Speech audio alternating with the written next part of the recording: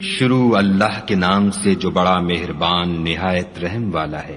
خدا جو نہایت مہربان، اسی نے قرآن کی تعلیم فرمائی، اسی نے انسان کو پیدا کیا، اسی نے اس کو بولنا سکھایا۔ سورج اور چاند ایک حساب مقرر سے چل رہے ہیں، اور بوٹیاں اور درخت سجدہ کر رہے ہیں، اور اسی نے آسمان کو بلند کیا اور ترازو قائم کی کہ ترازو سے تولنے میں حد سے تجاوز نہ کرو، اور انصاف کے ساتھ ٹھیک تولو اور تول کم مت کرو۔ اور اسی نے خلقت کے لیے زمین بچھائی، اس میں میوے اور کھجور کے درخت ہیں جن کے خوشوں پر غلاف ہوتے ہیں، اور اناج جس کے ساتھ بھس ہوتا ہے اور خوشبودار پھول۔ تو اے گروہ جن و انس، تم اپنے پروردگار کی کون کون سی نعمت کو جھٹلاؤ گے؟ اسی نے انسان کو ٹھیکرے کی طرح کھنکھناتی مٹی سے بنایا اور جنات کو آگ کے شعلے سے پیدا کیا۔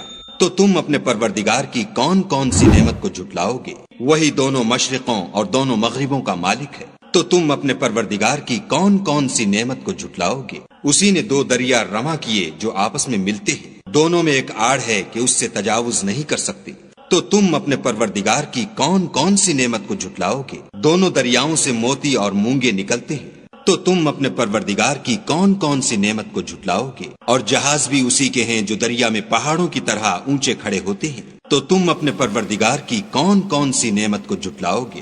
جو مخلوق زمین پر ہے سب کو فنا ہونا ہے، اور تمہارے پروردگار ہی کی ذات بابرکت جو صاحب جلال و عظمت ہے باقی رہے گی۔ تو تم اپنے پروردگار کی کون کون سی نعمت کو جھٹلاؤ گے؟ آسمان اور زمین میں جتنے لوگ ہیں سب اسی سے مانگتے ہیں، وہ ہر روز کام میں مصروف رہتا ہے۔ تو تم اپنے پروردگار کی کون کون سی نعمت کو جھٹلاؤ گے؟ اے دونوں جماعتوں، ہم عنقریب تمہاری طرف متوجہ ہوتے ہیں۔ تو تم اپنے پروردگار کی کون کون سی نعمت کو جھٹلاؤ گے؟ اے گروہ جن و انس، اگر تمہیں قدرت ہو کہ آسمان اور زمین کے کناروں سے نکل جاؤ تو نکل جاؤ، اور زور کے سوا تو تم نکل سکنے ہی کے نہیں۔ تو تم اپنے پروردگار کی کون کون سی نعمت کو جھٹلاؤ گے؟ تم پر آگ کے شعلے اور دھواں چھوڑ دیا جائے گا تو پھر تم مقابلہ نہ کر سکو گے۔ تو تم اپنے پروردگار کی کون کون سی نعمت کو جھٹلاؤ گے؟ پھر جب آسمان پھٹ کر تیل کی تلچھٹ کی طرح گلابی ہو جائے گا تو وہ کیسا ہولناک دن ہوگا۔ تو تم اپنے پروردگار کی کون کون سی نعمت کو جھٹلاؤ گے؟ اس روز نہ تو کسی انسان سے اس کے گناہوں کے بارے میں پرسش کی جائے گی اور نہ کسی جن سے۔ تو تم اپنے پروردگار کی کون کون سی نعمت کو جھٹلاؤ گے؟ گناہ گار اپنے چہرے ہی سے پہچان لیے جائیں گے تو پیشانی کے بالوں اور پاؤں سے پکڑ لیے جائیں گے۔ تو تم اپنے پروردگار کی کون کون سی نعمت کو جھٹلاؤ گے؟ یہی وہ جہنم ہے جسے گناہ گار لوگ جھٹلاتے تھے، وہ دوزخ اور کھولتے ہوئے گرم پانی کے درمیان گھومتے پھریں گے۔ تو تم اپنے پروردگار کی کون کون سی نعمت کو جھٹلاؤ گے؟ اور جو شخص اپنے پروردگار کے سامنے کھڑے ہونے سے ڈرا اس کے لیے دو باغ ہیں۔ تو تم اپنے پروردگار کی کون کون سی نعمت کو جھٹلاؤ گے؟